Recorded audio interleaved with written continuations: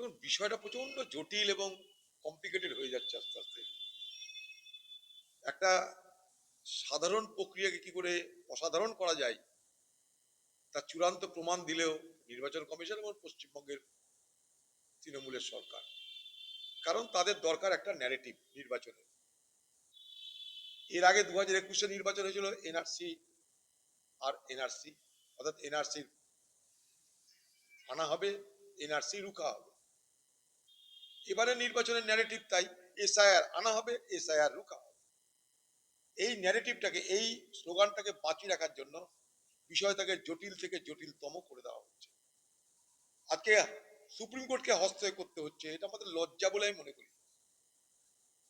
হাইকোর্টের বিচারকদেরকে নির্দেশ দিতে হচ্ছে, এটা আমি লজ্জাস্কর বলে মনে করি। একটা পশ্চিমবঙ্গের প্রশাসন আর দিল্লির নির্বাচন কমিশন, তাদের ক্ষমতা হলো না যে একে অপরের সঙ্গে সহযোগিতা করে যাতে মানুষের অসুবিধা না হয়, যাতে মানুষ হয়রানির শিকার না হয়, তার ব্যবস্থা করতে। এর থেকে লজ্জার দুর্ভাগ্যের কিছু নাই। তাই তো আমরা প্রথম দিন থেকেই এই ধরনের এসআইআর এর বিরোধিতা করেছি রাহুল গান্ধী নেতৃত্বে, আপনারা সবাই জানেন। আর এই পশ্চিমবঙ্গ সরকারের দ্বিচারিতা এটাও দেখছেন। আগেও বলেছি, আজও বলছি, পশ্চিমবঙ্গ সরকারের প্রশাসনের সমস্ত কর্তা ব্যক্তিরা দিদির কথায় ওঠে, দিদির কথায় বসে। তারা সহযোগিতার বদলে বিষয়টাকে আরো বেশি জটিল করতে চাইছে। আমি জানি না বিচারক মন্ডলী এই জায়গায় কি হস্তক্ষেপ করে কি করবেন, আমার জানা নাই। কারণ তাদের এটা সাবজেক্ট বলে আমি তো মনে করি না। তবুও তাদেরকে তো সব সাবজেক্টে পারদর্শী হতে হয়, কারণ তারাই আমাদের বিচারক, তাদেরকে মানুষ ভরসা করে। তাই মানুষ ভরসা করছে এখন, যেহেতু বিচারকরা এসেছে, কোর্টের বিচারকরা এসছে যারা নিরপেক্ষভাবে রায় দান করে, তাদেরকে প্রতি মানুষের আস্থা ভরসা আছে। তাই বিচারকদের প্রতি এই আস্থা ভরসা নিয়েই অনেক মানুষ, হাজার হাজার মানুষ, তারা আজকে অপেক্ষমান। হ্যাঁ, শুনলাম মুকুল রায় মারা গেছেন।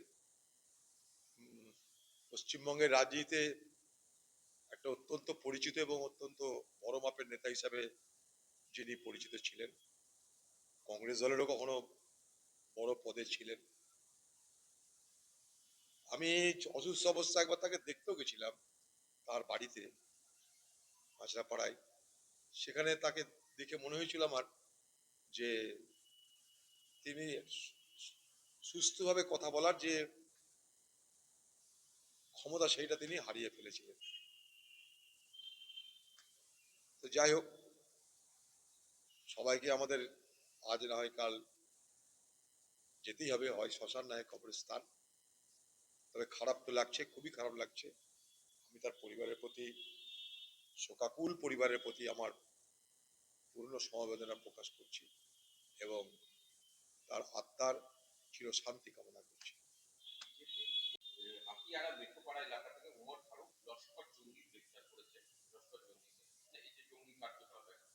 পশ্চিমবঙ্গে জঙ্গি কার্যকলাপ কোনো দেখভালের তো কোনো ব্যবস্থা নেই।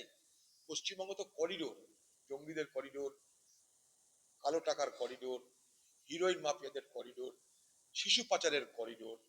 যে বাংলায় জঙ্গিরা মনে করে যে এ বাংলা তাদের জন্য সেফ হেভেন হবে, এটা চিন্তার বিষয়। লস্করে তবে কি করে ঢুকছে, কি করে আছে, নিশ্চয় চিন্তার বিষয়। কেন্দ্র এবং রাজ্য উভয়ের মধ্যে সহযোগিতার বাতাবরণ তৈরি করে এই জঙ্গি প্রবেশ, জঙ্গি অনুপ্রবেশ, জঙ্গি ধরা, এগুলো নিজেদের মধ্যে দায়িত্ব বন্টন করে ঠিক করতে হবে। রাজ্যের প্রশাসনের দেখার দায়িত্ব পশ্চিমবঙ্গের তৃণমূলের, কেন্দ্রীয় বাহিনী দেখার দায়িত্ব দিল্লির। দিল্লি এবং কলকাতা এই দুটোর মধ্যে সম্পর্ক ভালো না হলে, সহযোগিতার বাতাবরণ তৈরি না হলে, লস্কর জঙ্গি কেন, আরো অনেক জঙ্গি আছে, তাদের পোয়া বারো হবে। বাংলায় আগামী দিনে আরো ভয়ের বাতাবরণ তৈরি হবে। কারণ পাকিস্তান, চীন এরা চায় ভারতবর্ষকে দুর্বল করতে। তাই তারা সবসময় জঙ্গি হানাকে মদত দেবে। এতদিন শুধুমাত্র কাশ্মীর ছিল, আস্তে আস্তে ভারতবর্ষের পূর্ব প্রান্ত সেটা বিপজ্জনক হতে চলেছে। স্বাভাবিকভাবেই দিল্লি এবং কলকাতা উভয়ের মধ্যে সমঝোতার বাতাবরণ তৈরি হওয়া দরকার। হ্যাঁ, কি করে বলবো কত বাজেতে পারে? আমি কি জ্যোতিষী নাকি? বাদ তো যাবেই, টার্গেট করবে। আমার তো ধারণা সংখ্যালঘু মানুষের নাম বেশি বাদ যাতে যায়, সেটা একটা হতে পারে যে সংখ্যালঘু মানুষের নাম বাদ দাও, সংখ্যালঘু মানুষের নাম বেশি বাদ যেতে পারে। এটা আমার নিজের আশঙ্কা আর কি।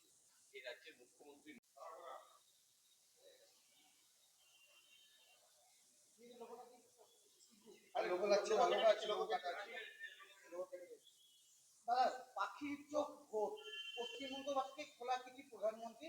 এবার বিজেপি সরকার পশ্চিমবঙ্গবাসীকে খোলা চিঠিতে বার্তা নরেন্দ্র মোদী ভোট প্রার্থনা।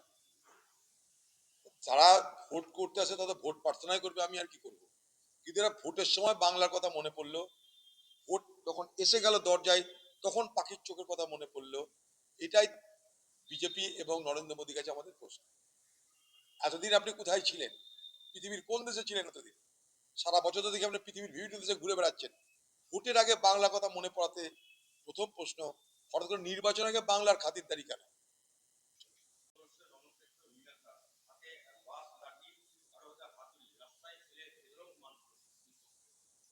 দুর্ভাগ এই এশিয়ার কে কেন্দ্র করেই হবে হয়তো, কিংবা কোনো বিষয়কে আমার ঠিক জানা নাই। তা পশ্চিমবঙ্গে ভোটের আগে সন্ত্রাসের বাতাবরণ অধিক থেকে অধিকতর হবে, আরো সন্ত্রাস বাড়বে, আরো মারামারি বাড়বে। যত ভোট এগিয়ে আসবে তত বাংলা রক্তাক্ত হবে। মালদার পর স্যার, এর আগে নির্বাচনের সময় ছোট্ট কামান্ডার মৃত্যু হয়েছিল, তারপরে এই যে এত বোমায় আবার একটা ভোট আছে তারা গেছে। কালীগঞ্জ কেন, সব গঞ্জে বোমা আছে, সব পুরেই বোমা আছে। বোমা, পিস্তল, গুলি বারুদ, লুট, সন্ত্রাস, দুর্নীতি থাকবে না, তাহলে পশ্চিমবঙ্গে তৃণমূল থাকার মানে কি হলো? এই বোমা, এগুলো দৃশ্যমান, অদৃশ্যমান বোমার পরিমাণ এর থেকে কয়েক হাজার গুণ বেশি। দৃশ্যমান, এটা এটা দেখতে পাচ্ছি আমরা। আর হিডেন কি আছে জানি না আমরা। বোমা, পিস্তল, গুলির তো পশ্চিমবঙ্গে অভাব নেই, কমসে কম মমতা ব্যানার্জি নেতৃত্বে। এখানে বোমা, পিস্তল, গুলি, মদ, জুয়া অ্যাভেলেবেল সব জায়গায়। তার জন্য দিদি আছে, তার জন্য দিদি দেখভাল করছে যাতে সবাই ঠিক ঠিক মতন পায়। যা করতে পারে, এ তো অবাক হওয়ার কিছু নাই, দুশ্চিন্তার বিষয়গুলো। পাক গুপ্তচর কি করে ঢুকছে, তার মানে নিশ্চয়ই কোনো না কোনো ভাবে পশ্চিমবঙ্গ নামক রাজ্যে আইন শৃঙ্খলা বলে কিছু নেই, তার সুযোগ নিয়ে করছে না। শেয়ার করে ক্রিপ্টোকারেন্সির মাধ্যমে টাকা নিচ্ছে, শেয়ার করতে পারছে না ক্রিপ্টোকারেন্সি। হ্যাঁ, ক্রিপ্টোকারেন্সি এখন সারা পৃথিবীতে সন্ত্রাসবাদীদের একটা টাকা লেনদেনের একটা হাতিয়ার হয়েছে ক্রিপ্টোকারেন্সি। ডিজিটাল কারেন্সি সারা ভারত পৃথিবীতেই আছে। এগুলো গুপ্তচর সমস্যা, যেন তারা দেখবে, কিন্তু আমরা পলিটিক্যাল লোক বলতে পারি না যে কোথা থেকে ক্রিপ্টোকারেন্সি এলো, কোথা থেকে গুপ্তচর ঢুকলো। আমরা আশঙ্কা প্রকাশ করতে পারি এবং পরামর্শ দিতে পারি। পরামর্শ একটাই, যে আমাদের দেশকে দুর্বল করার জন্য আমাদের পার্শ্ববর্তী যে সমস্ত দেশ আছে, পাকিস্তান, চীন, এবং তাদের সঙ্গে সম্প্রতি ইউনুসের যে সম্পর্ক হয়েছিল, সেটা কিন্তু আমরা সবাই দেখেছি। এটা কিন্তু আগামী দিনের চিন্তার বিষয় তো বটেই। কারণ পাকিস্তান চাই আমাদের দেশকে রক্তাক্ত করতে, আমাদের দেশকে ক্ষতি করতে। পিছনে মদত চীনের, তাই জঙ্গি কার্যকলাপের প্রশ্রয় তারা দেবেই দেবে।